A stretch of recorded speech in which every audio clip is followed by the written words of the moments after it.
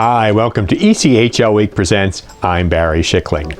Let's get today's show started with highlights of the final game of the season, the game which decided the ECHL's championship.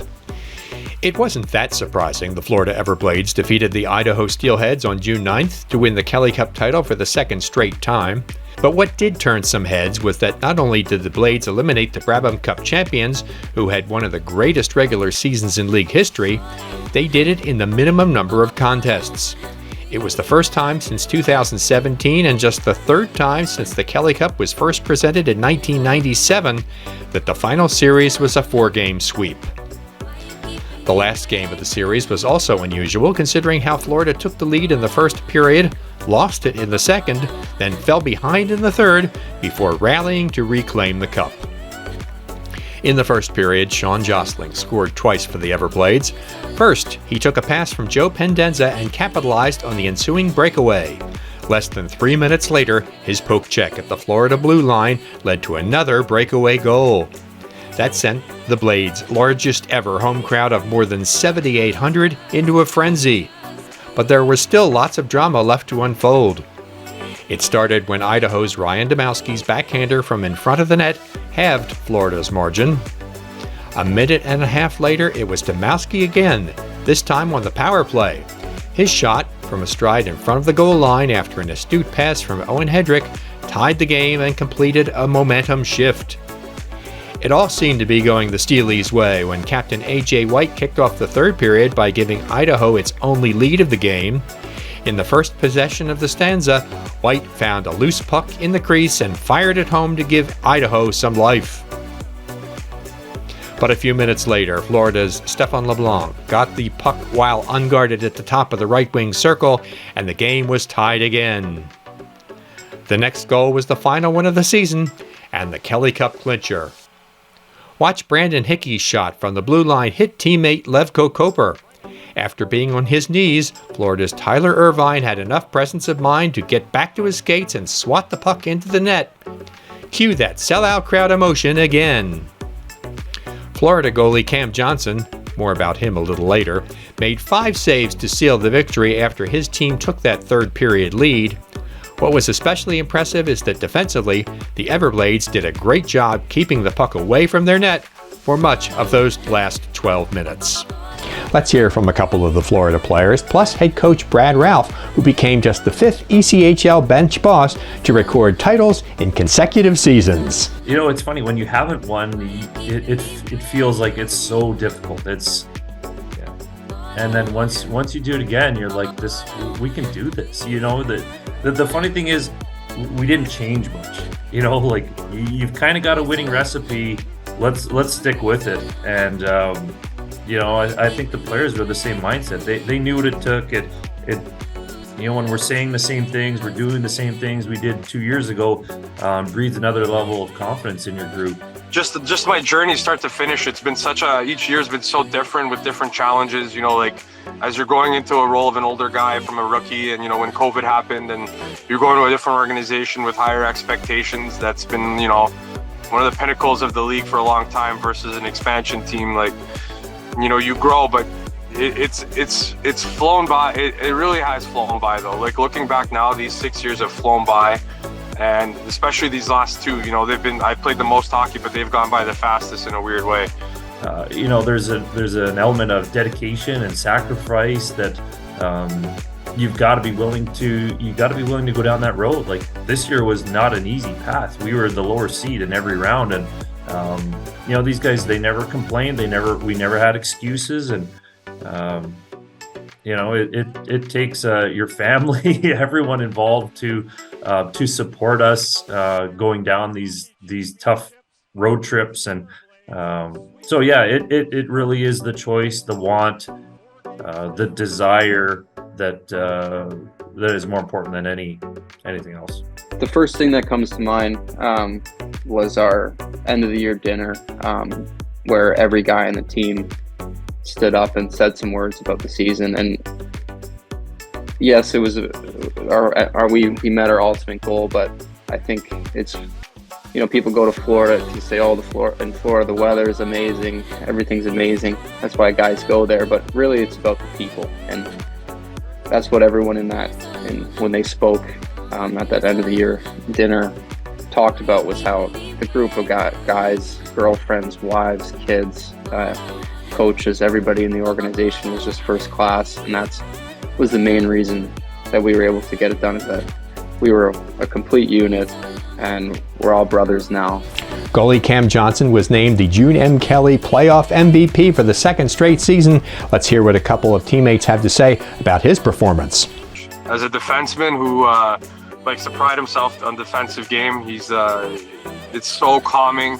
Like, there's no panic. You never see him getting off his game. You never see him panicking.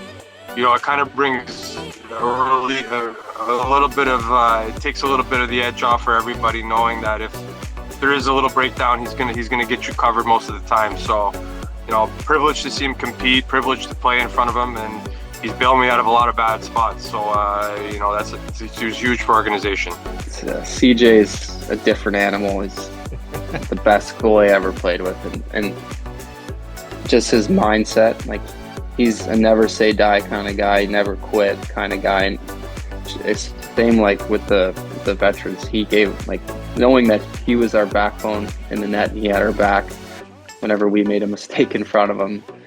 That was absolutely crucial for our success. And without him, obviously he's back-to-back MVP, and that's more than deserving. Like, he was the heartbeat of our team. It was a record-breaking regular season for the Idaho Steelheads, but they fell one victory short in their playoff goal. Still, Idaho's head coach, Everett Sheen, looks back on a very memorable season. It was a lot of fun. It flew by. You know, kind of felt like a grind at times, but then, you know, when we're in the finals, all of a sudden you're looking back and going, man, that Utah series was like 2 months ago. Felt like, you know, a whole different season. But no, it was a good experience. Obviously came up a little bit short in the end there, but you know, learned a lot along the way. You know, we don't have the biggest building in the league, you know, about 5,000, but when it's packed, it's loud in here because everyone's kind of right on top of you. And, you know, our guys loved it, and, you know, we had some success at home and just kept building on it. It really is special what that group of guys did in there, and it'll be tough to beat. Let's shift gears and look toward next season. Here's our wrap-up of news from around the ECHL. Vegas Stanley Cup Championship was particularly special to ECHL fans.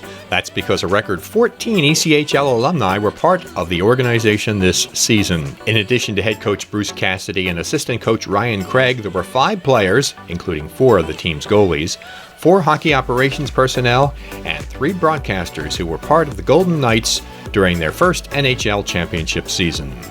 Someone with ECHL ties has been part of the last 23 Stanley Cup winning teams. There have been 740 players who have played in the NHL after seeing action in the ECHL. That includes 2 players who played in both leagues this past season, goalies Kevin Mandolisi and Dylan Wells. Speaking of moving up, Dan Watson is taking the next step.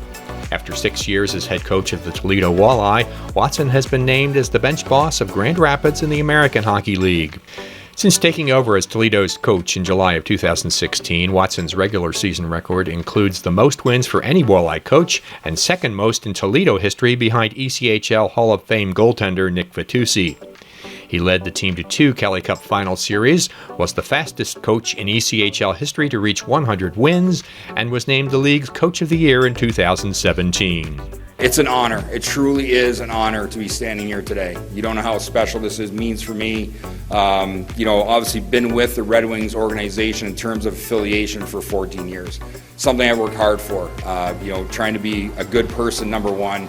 Trying to create a culture, a positive culture inside that locker room that's going to bleed out onto the ice. And that's something the players sitting here today, hopefully you guys will gain an understanding right from day one. That's what we're looking to do, is build a positive learning environment where everyone's going to be at their best and can be at their best. The search is underway for Toledo's next head coach. One team has filled its head coaching vacancy. The Fort Wayne Comets are casting their lot with Jesse Kalicki, who spent the past 3 seasons as an assistant coach with the Florida Everblades. Previous to his ECHL experience, Kalicki coached in the Southern Professional Hockey League for 5 years, including a couple of seasons as the head coach in Fayetteville.